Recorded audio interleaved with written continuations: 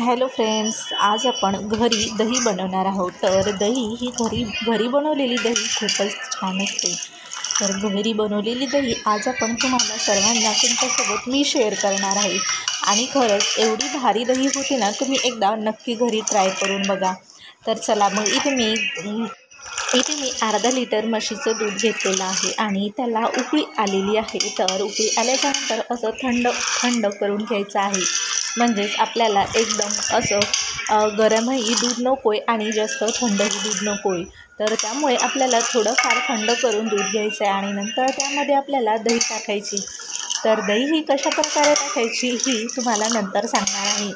तर दही ही आपल्याला साधारणपणे जो मोठा चम्मच असतो तो मोठा चम्मच भरून दही टाकायची, म्हणजे आपलं दूध हे एकदम चांगलं असं घट्ट होतं आणि एकदम चांगलं आंबट होतं। तर इकडे बघू शकता तुम्ही, दुसऱ्या दिवशी इकडे दही असं एकदम छानपैकी झालेलं आहे।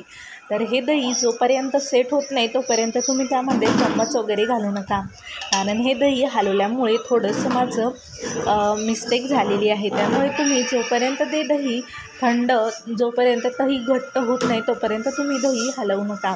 तर तुम्हाला ही रेसिपी कशी वाटली कमेंट करून मला नक्की सांगा।